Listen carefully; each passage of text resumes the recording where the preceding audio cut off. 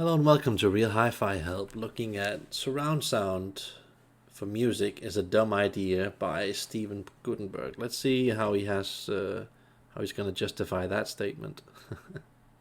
Hey guys, it's Steve Guttenberg and I am the Audiophiliac. Today I want to talk about surround sound for music, a format and a discussion that goes on forever and never goes anywhere.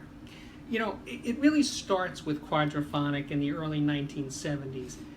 The record companies were behind it. The hardware companies making processors and things for quadraphonic were on board. It had a lot of support there, but the public never really got it. And yet it actually continued through most of the 1970s. Okay, that goes away eventually, and DTS tries it with CD to do a surround sound on the CD format. Again, barely anybody remembers that even happening. Then, okay, you get to the late 90s, early 2000s, SACD and DVD audio happen. And again, big record companies support, all the hardware companies are on board too, and they keep promising to make, the record companies kept promising to make more and more surround discs. And they trickled out a lot of old stuff, you know, from the 70s and 80s and 90s, remixed to 5.1. Precious little new music ever came out on 5.1 for rock or jazz, more classical, but very little rock and jazz new music. You know, the engineering community, I used to go to Audio Engineering Society meetings that had discussions about surround sound for music, and it was a lot of blank stares in that room. They just didn't understand what to do with this thing. It's funny that the aesthetic for stereo came together relatively quickly. It starts in the late 50s on LP, and by the 60s, and certainly in rock music, it's kind of there, and it evolved, but it was moving towards something, towards an aesthetic. But surround sound for music without a picture, I'm not talking about videos with surround sound, no, not videos, just music with no picture.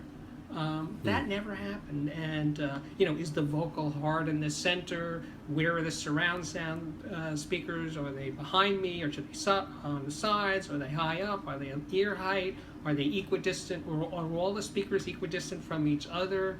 Where is the sweet spot? These questions were never really answered, which is one of the reasons why it never went anywhere. So I wish it would just go away. I get it, for music with picture, for concerts and stuff like that, definitely a great idea.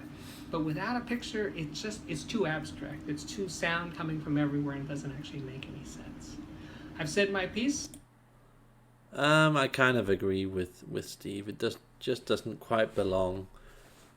Quality sound on quality music on surround. So I don't know why they haven't been able to make that work. Maybe that's because of the gear or the recordings. I'm not exactly sure. It's kind of a gray zone for me where I don't feel I am good enough to know exactly why that is, and it's a bit of a mystery why that doesn't sound quite as good. I do agree with Steve. So yeah, interesting take.